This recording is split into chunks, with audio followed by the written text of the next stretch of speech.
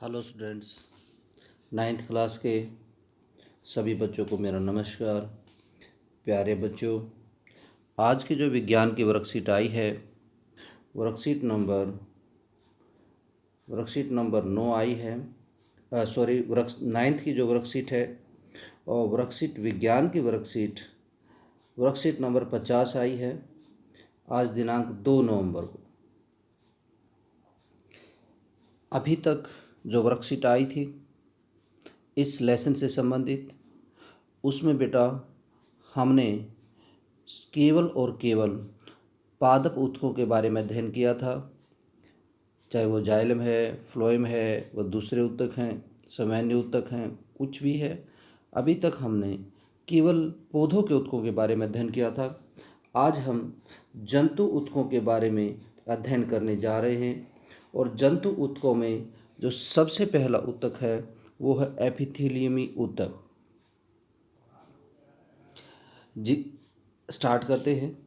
जिज्ञासा दीदी कहती है, क्या पौधों की तरह हमारे शरीर की भी बाहरी रक्षा ऊतकों द्वारा ही होती है? अब ज्ञान बताते हैं दीदी को। जंतुओं के शरीर को ढकने या बाहरी रक्षा प्रदान करने के लिए इनमें एपिथेलियमी ऊतक होते हैं। बिल्कुल सही है। एपिथेलियमी ऊतक शरीर को ढकने और उनकी बाहरी रक्षा को प्रदान करने के लिए एपिथेलियमी ऊतक होते हैं। इनका मुख्य कार्य देखिए, इनका मुख्य कार्य है जंतुओं के शरीर, आंतरिक अंगों एवं गुहिकाओं को ढकना व भिन्न भिन्न प्रकार के शारीरिक तंत्रों को एक दूसरे से अलग रखकर रक्षा करना होता है। हमारे शरीर में त्वचा, मुंह, आहार नली, रक्तवाहिनी, फेफड़े, कोशिकाओं आदि सभी में एपिथेलियमी ऊतक पाया जाता है। ये देखिए स्पष्ट लिखा हुआ है। एपिथेलियमी ऊतक 4 प्रकार के होते हैं बेटा, जानते हैं। पहला है सल्की एपिथेलियमी ऊतक, दूसरा है घनाकार एपिथेलियमी ऊतक, स्तंभी एपिथेलियमी ऊतक, स्तरित एपिथेलियमी ऊतक और ये ग्रंथिल एपिथेलियमी ऊतक। यहाँ पे आपको 5 प्रकार के नजर आ रहे हैं, ठीक है। लेकिन ये जो दोनों प्रकार हैं ये लगभग एक ही माने जाते हैं। चलिए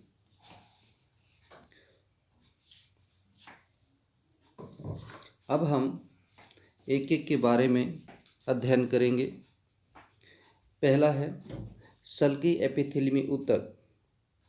सल्की एपिथेलियमी ऊतक, इनकी कोशिकाएं बहुत पतली और चपटी होती हैं। यह तथा कोमल अस्त्र का निर्माण करती हैं। अस्त्र होता है बेटा सतह, कोमल सतह का निर्माण करती, कोमल अस्त्र का निर्माण करती हैं।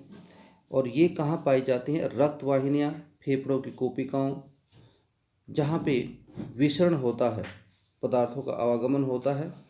आहार नली तथा मुंह के अस्तर में पाई जाती हैं, जो मुंह का अंदर की परत होती है उसमें पाई जाती हैं। फेफड़ों की कोशिकाओं में पाई जाती हैं, जहाँ पे कोशिकाएं भी होती हैं बेटा फेफड़ों के अंदर, जो कार्बन डाइऑक्साइड गैस को निकाल के बाहर करती हैं श्वसन से और ऑक्सीजन को मिलाती हैं। और रक्तवाहिनियाँ, जिनमें हमारा रक्त बहता है, ये उनमें भी पाई जाती है, उनके अस्त्र में पाई जाती है, भीतरी सतह में पाई जाती है। त्वचा की सल्की एपिथेलियमी कई परतों में व्यवस्थित हो। जब ये जो सल्की एपिथेलियमी ऊतक है, जब ये कई परत बन जाती हैं इसकी, जैसे एक परत ये है, तो ऐसे ऐसे कई परत बन जाए तो उन्हें सल्की एपिथेलियमी ऊतक कहते हैं। जब कई परत इसकी मिल जाती हैं तो सल्की वाली की। नेक्स्ट है बेटा स्तंभी। स्तंभ होता है खंबे के आकार, स्तंभ की तरह है, पोल की तरह है। तो ये स्तंभ के आकार की कोशिकाएं बन जाती हैं। ये देखिए, मैं थोड़ा आपको बड़ा करके दिखा रहा हूँ इसको। ये देखिए, ये स्तंभ के आकार की कोशिकाएं बन गई हैं। 1 स्तंभ, 2 स्तंभ, 3 स्तंभ, इस तरह से स्तंभाकार कोशिकाएं बन जाती हैं। अब हाँ, थोड़ा सा मैं इसको छोटा करके दिखा रहा हूँ आपको। स्तंभी में जहाँ अवशोषण और स्राव होता है। अवशोषण का मतलब है किसी चीज़ का, जैसे हम भोजन खाते हैं उसमें से पोषक तत्व तो हमारी आंत अवशोषित करती है, और स्राव बहता है कोई चीज़। तो जैसे आंत और श्वसन नली की भीतरी स्तर में स्तंभी एपिथेलियमी ऊतक पाए जाते हैं, यानी आंत और श्वसन नली के भीतरी स्तर में, भीतरी सतह में स्तंभी एपिथेलियमी की कोशिकाएं हैं वो स्तंभ के आकार की होती हैं, खंभानुमा होती हैं। श्वसन नली की भीतरी स्तर में स्तंभाकार कोशिकाओं पर धागे के समान संरचनाएं होती हैं जिन्हें पक्षमाभ कहते हैं।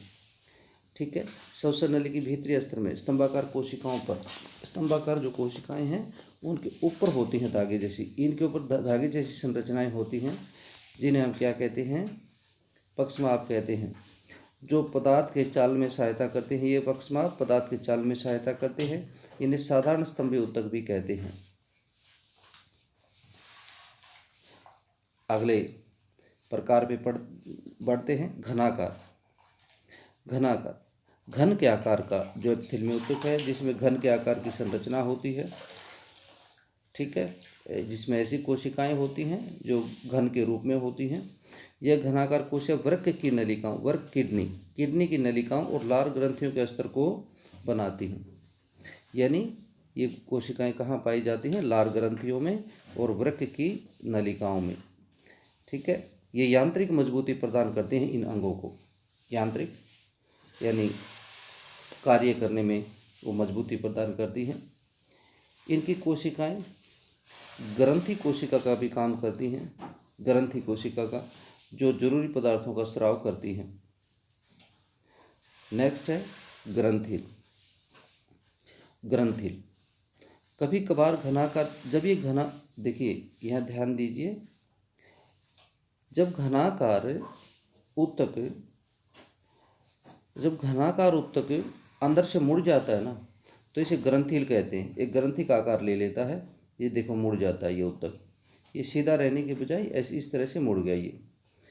तो कभी कभार घनाकार एपिथेलियमी ऊतक का कुछ भाग अंदर की ओर मुड़कर एक बहुकोशिकीय ग्रंथि का निर्माण करता है, जो जरूरी पदार्थों का स्रावण करती है, जैसे पसीना, श्लेष्मा। श्लेष्मा आप समझ रहे होंगे, पसीना, श्लेष्मा यानी जो नाक से बहता है पानी, उसे श्लेष्मा कहते हैं। अश्रु, आंसू यानी आंसुओं का निर्माण जहाँ पे होता है पसीने का होता है, और श्लेष्मा का निर्माण होता है, वो क्या करते हैं, ग्रंथिल को एपिथेलियमी ऊतक द्वारा होता है। जब घनाकार एपिथेलियमी ऊतक मुड़ जाता है तो ग्रंथिल उसे ग्रंथिल एपिथेलियमी ऊतक कहते हैं। तो प्यारे बच्चों, आइए क्वेश्चन की तरफ बढ़ते हैं। पहला क्वेश्चन, पहले क्वेश्चन में कहा गया है,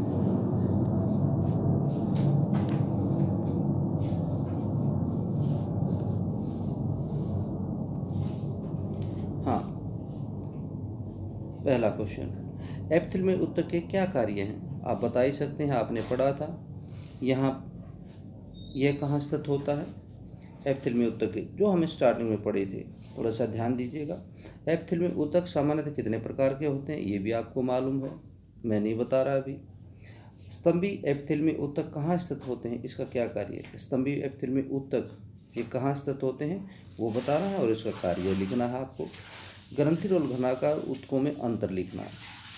तो ये थे चारों क्वेश्चन, बड़े ही आसान क्वेश्चन हैं। आप यहाँ एक बार नज़र डालेंगे, इस वर्कशीट को 2 बार पढ़ेंगे तो ये सब हो जाएंगे। और आज का जो हमें कोविड का संदेश मिल रहा है बच्चों, वो है कि मास्क पहन के रखना है हमें, कहीं भी जाएं तो अपना मास्क नहीं उतारना है, ताकि हम कोविड के विरुद्ध इस लड़ाई में सुरक्षित रह सकें, पूरे समाज को सुरक्षित रख सकें। धन्यवाद।